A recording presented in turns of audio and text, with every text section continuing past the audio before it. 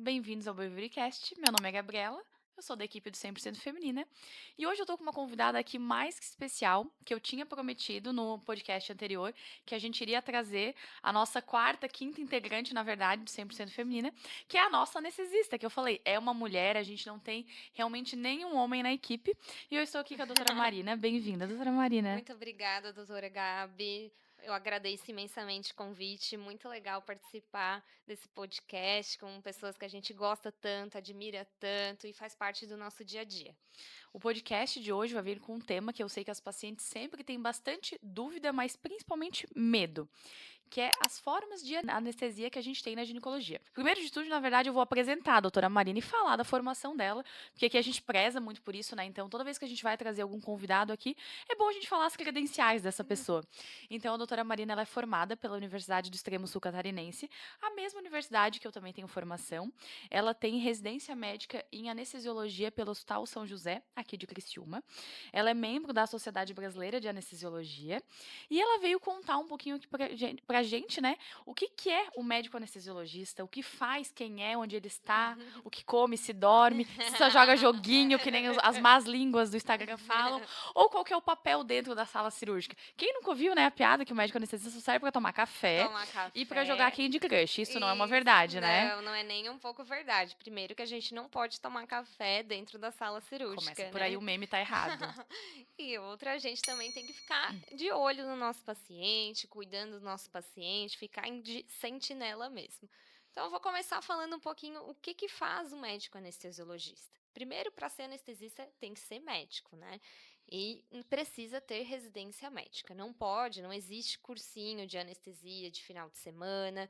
Ele tem que prestar a prova, ele tem que fazer, ser membro também da Sociedade Brasileira. Na verdade, não necessariamente ser membro, né? Uhum. Mas isso acaba dando um upgrade, né? Na É nossa uma formação. certificação maior, Com né? certeza, isso. E tem que ter certificação pelo MEC, Do do, Ministério da do Educação, Ministério da né? Uhum. Educação, com certeza, né?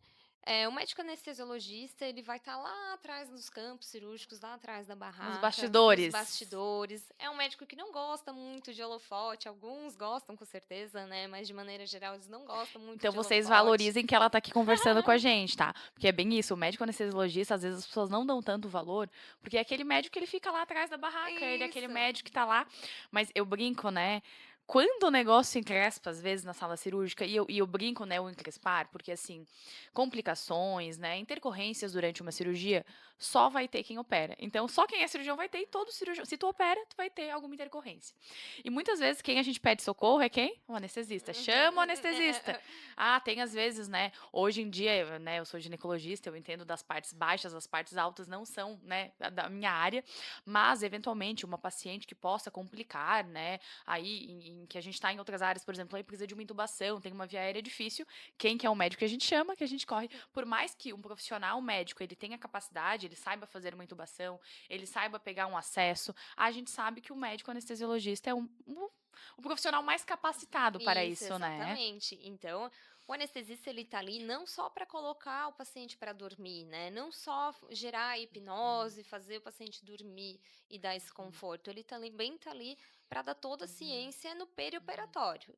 E eu digo perioperatório começa do pré-operatório, Uhum. né? Investigando as comorbidades, fazendo um checklist de alergias, preparar a sala cirúrgica, dá conforto também pro cirurgião, né? Como faz diferença ter um anestesista que bom anestesista faz muita diferença para o cirurgião, Sem além de dar dúvida. segurança, né? O cirurgião se sentir seguro com o seu paciente, também ele gera um campo cirúrgico mais adequado, dependendo do tipo de cirurgia. E também essa confiança do anestesista com o cirurgião, que é de extrema importância, né? O anestesista, ele é um médico que vai estar lá cuidando de ti, cuidando dos sinais vitais, cuidando da pressão, cuidando da respiração.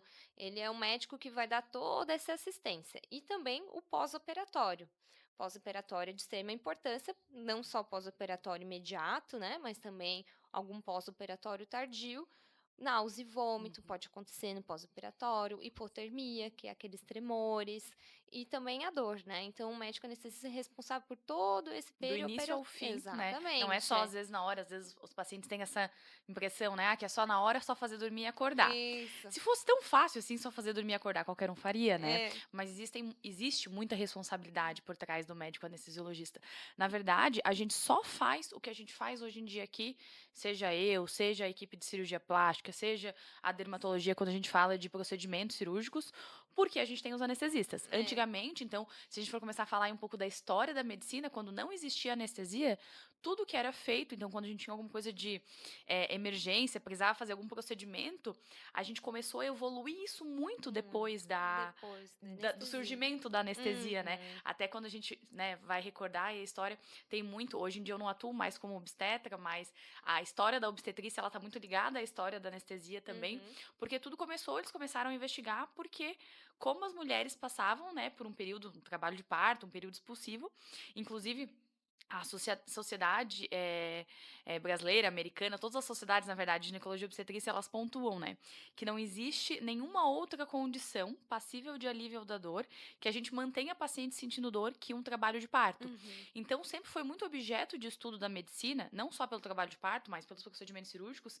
que a gente desenvolvesse drogas eficazes, seguras, para a gente ter o manejo do controle da dor da paciente. Então, a gente acha que a anestesia é só isso, é só ir lá e fazer a paciente dormir.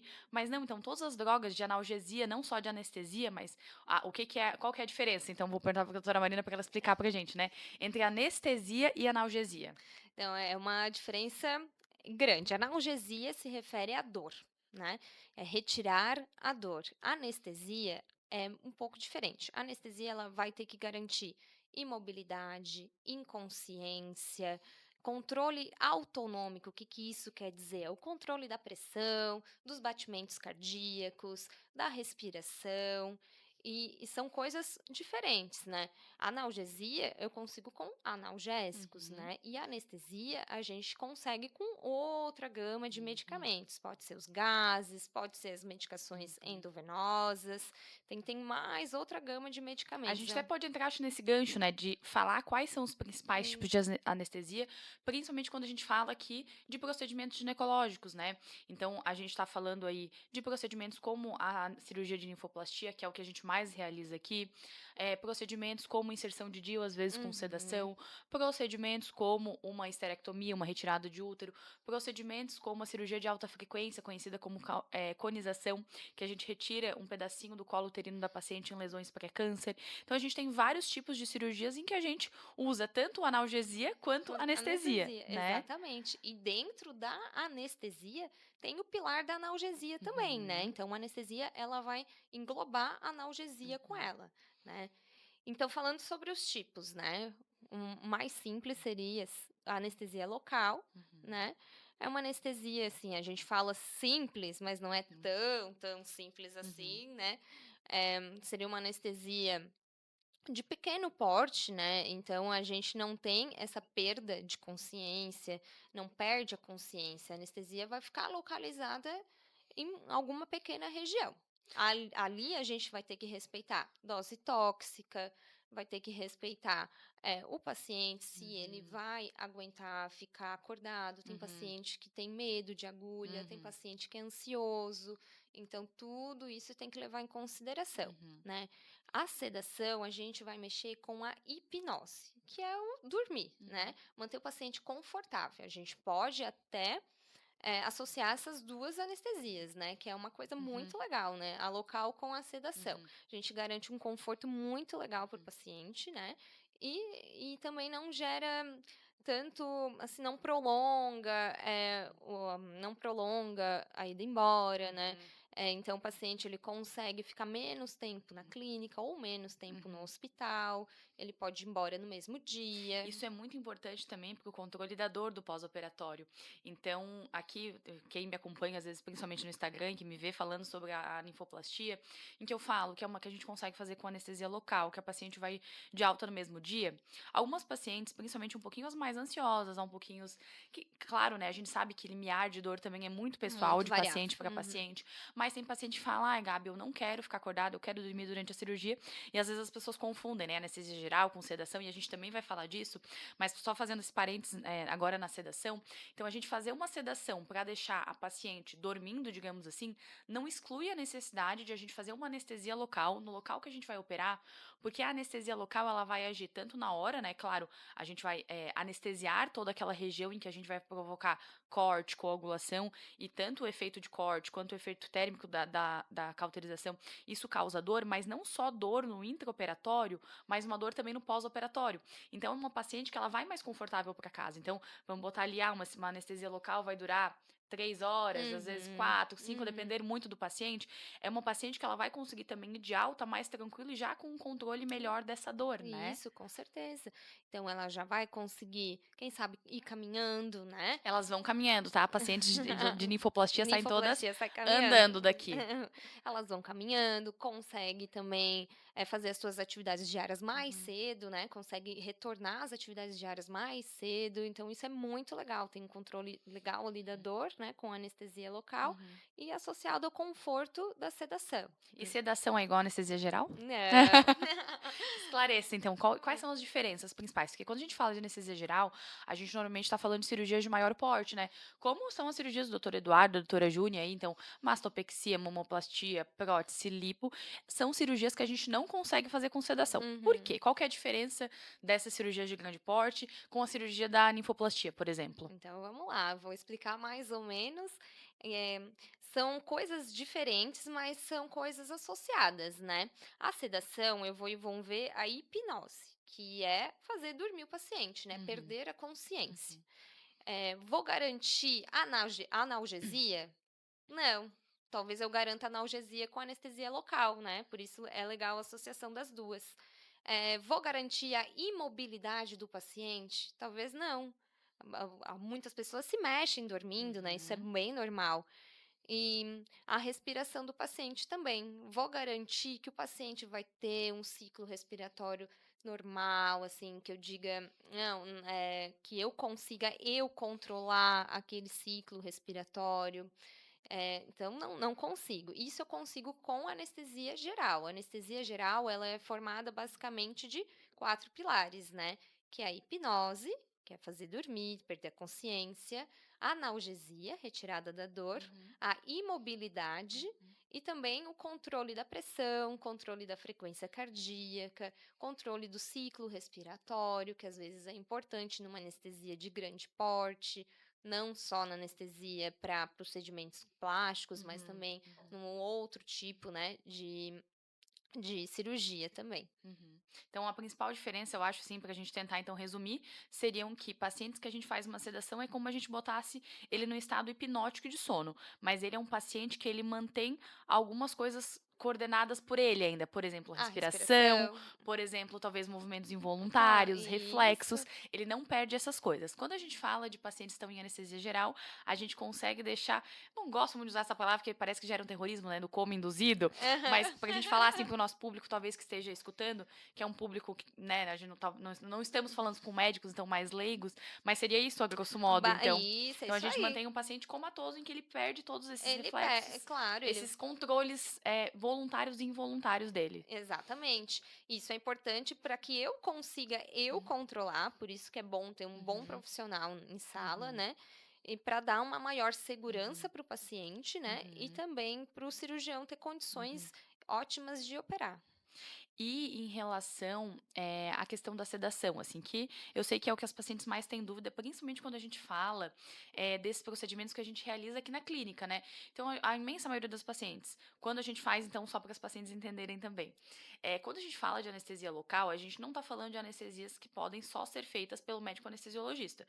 Então os outros médicos podem fazer, então os dermatologistas, quando vão fazer retirada de sinais, pequenas cirurgias, nós como os Na médicos ninfa. ginecologistas, Uhum. tanto na ninfa, às vezes um obstetra, tá lá no parto, teve uma laceração, precisa fazer a sutura dessa laceração, vai fazer uma infiltração. Então, às vezes, um médico lá do pronto-socorro que precisa costurar um que veio machucado, caiu, enfim, precisa dar ponto. Então, todos esses profissionais, e não só os profissionais médicos, outros profissionais também estão habilitados a fazer anestesia local, certo? E Exatamente. quando a gente fala de sedação, todo Não, mundo pode fazer? não, não pode, não é todo mundo que pode fazer. A sedação é feita pelo profissional anestesiologista, né? Uhum, E ela também, quando o paciente ele é submetido a uma sedação, ele não pode ser o mesmo médico que está realizando o procedimento uhum, realizar a uhum. sedação também, Uhum. tá? Eu até, assim, trago esse assunto porque, principalmente, né, hoje em dia, com as redes sociais, com a popularização de várias coisas, a gente vê um monte de informação na internet, né? Informações boas, informações ruins, e a gente tem muito compromisso aqui no Biovivericast de a gente trazer informações de qualidades, informações com evidência científica, em que a gente consiga trazer segurança para os nossos pacientes, né? E recentemente até saiu, vamos dizer assim, uma polêmica, né, em relação a esta questão da sedação feita por outros profissionais que são profissionais não da área médica, né? São profissionais da saúde, mas não médicos. Então, por isso que eu queria até saber, não é É, nem a tua opinião, né? Porque a gente não tá falando de questões de opinião, a gente tá não, falando não. sobre Uhum, resoluções de segurança, né? Então, o único profissional que pode realizar a sedação é o médico anestesiologista, correto? exatamente. O médico anestesiologista, né, voltando ao início Uhum, da conversa, ele é um profissional médico, estudou uhum, 6 anos, uhum, fez mais 3 anos de uhum, residência médica, que uhum, não é um cursinho de final de semana, uhum, não é um congresso onde ele aprendeu, uhum, é uma residência médica, é uma uhum, imersão uhum. dentro daquele determinado assunto, né. E quais são os riscos da sedação? Assim, mesmo que a gente fala que né, dentre, quando a gente fala dos tipos de anestesia, a gente nem entrou aqui em muitos tipos, talvez a gente tenha até outros momentos que a gente vai falar sobre raquianestesia, sobre Isso. aprofundar um pouquinho mais em peridural, em anestesia geral. Hoje eu vou focar principalmente na local e na sedação, né, pra gente falar que é principal o nosso rol de procedimentos aqui. Mas nada é isento de risco, né, nenhum procedimento, Não. nenhum tipo de cirurgia, nenhum tipo de medicação. Então, quais seriam os principais riscos da sedação e os medos que tu vê que as pacientes chegam pra ti? O que que elas Uhum. têm medo? Então, falar de medo, assim, elas têm medo de agulha, muita gente tem medo de agulha, medo de não dormir, Hum, medo de não acordar, medo de morrer. Né. Então, assim, ó, vamos desmistificar um uhum, pouquinho, né. Os principais riscos voltado a uma sedação seria uhum, depressão ventilatória. O que que é isso? A pessoa parar de respirar ou não uhum, respirar de uma maneira adequada, tá? Por isso que é muito importante ter um profissional anestesista ali na sala, um ambiente que te passa segurança, um ambiente que tenha um carrinho de anestesia, uma estação de uhum, anestesia, os gases anestésicos, ou que tenha um O2 para poder dar uhum, suporte, né. Então, além do profissional, a gente precisa ter um local que entregue uhum, bastante segurança para todos os riscos que uhum. possam ocorrer, Mas o né. principal risco, quando a gente fala assim, então, seria uma depressão Uma respiratória, né? depressão Uma paciente respiratória. entrar em parada respiratória e, Respiratória. eventualmente, cardiorrespiratória. Então isso, uma Mais coisa difícil, vai né? levar É a a outra. outra, né, Uhum, pode acontecer. uhum, Por isso, ainda a gente volta, né, o profissional não uhum, médico, ele não está habilitado a realizar uhum, intubação, né, uhum, que seria um tratamento, uma via final uhum. dessa depressão respiratória, E né, que isso faz diferença, às vezes, a gente salvar a vida de um vida paciente, ou né? morte, A gente fala, né. claro, a gente, na imensa maioria das vezes, dá tudo certo numa sedação. Na imensa maioria das vezes, dá tudo certo num procedimento. Uhum. Mas medicina não é ciência exata, Não, não. né? Por isso, a gente bate nessa tecla de profissionais capacitados e, além da questão do profissional capacitado, a gente ter um ambiente que ofereça segurança para o paciente, né? Então, falando especificamente aqui do nosso ambiente de trabalho, em que a gente tem uma sala de procedimentos que ela é completamente equipada, em que a gente tem um carrinho de parada, ou seja, um paciente que tem uma complicação aqui dentro, ele já vai ser feito todo o primeiro atendimento, porque, claro, até a gente chamar socorro, SAMU, enfim, claro, por mais que seja rápido, a gente sabe que esses minutos, segundos, às vezes, na vida de um É. paciente que não está respirando faz diferença. E Uhum. aí que mora a diferença entre a gente manter um paciente seguro, manter um paciente vivo, e às vezes um paciente que foi realizar um procedimento que, em princípio, era com baixo risco, sem risco, e ele sair de lá, às vezes, eventualmente, com uma sequela, né, É. nos piores cenários, Não, esse é um sem assunto vida. bem sério, né, Gabi. E cada vez a gente tem visto mais, né, Isso. notícias na mídia de complicações, de pacientes que Uhum. complicam.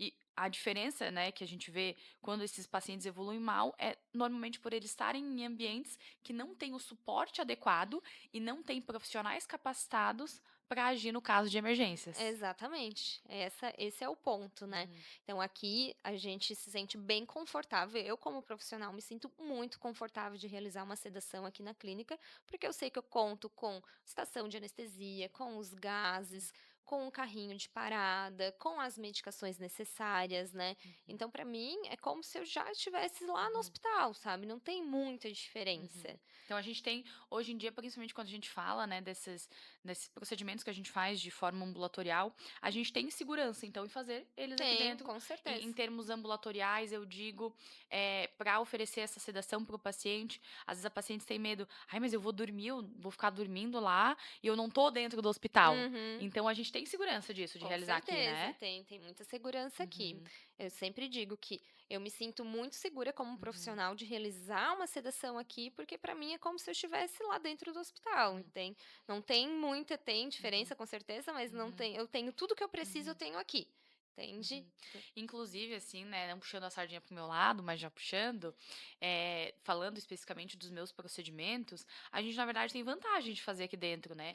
Então, Uhum. principalmente eu que tenho um público 100% feminino, junto com a minha equipe 100% feminina, em que eu tô lidando com pacientes que elas vão fazer, na maioria das vezes, uma cirurgia íntima, em que elas têm exposição da área íntima delas.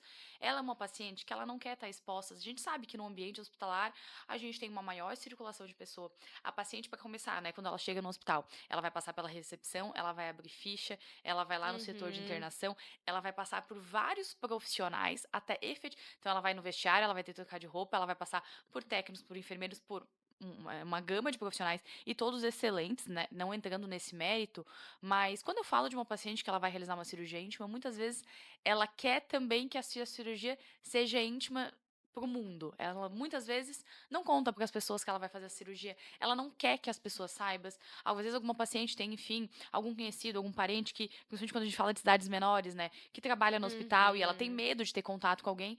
Então, e às vezes eu falo isso porque às vezes a paciente fala, ah, eu não quero fazer na clínica porque vai ser só com anestesia local e eu vou estar acordada. Uhum. Então, que a paciente ela não precisa ter medo, porque aqui o processo entre a gente, a paciente chegar, chegar aqui na clínica, ela iniciar o processo da cirurgia, a quantidade de pessoas que ela vai passar é muito menor e ela vai estar num ambiente tão seguro quanto o Quanto ambiente isso aí. hospitalar para Uhum. fazer uma sedação caso necessário, caso seja do desejo do paciente, né? Exatamente, é. Então a gente tem, falando especificamente da minha área, talvez até uma vantagem que a gente dá mais Com privacidade certeza. para o Aham. paciente. Tu que trabalha em centro cirúrgico sabe que um entra e sai, a gente Sai. tem um pouco mais de movimentação, né? Que a Sim, é gente não mais tem tanto controle, é burocrático mais também, é burocrático. mais difícil, demora um pouquinho mais para Uhum, a paciente chegar até a sala cirúrgica, uhum, né. Então tem que acordar mais cedo, uhum, tem que ter mais gente lá uhum, para ele, né. Então uhum, é uma das vantagens da cirurgia ambulatorial em uma clínica especializada, uhum. né.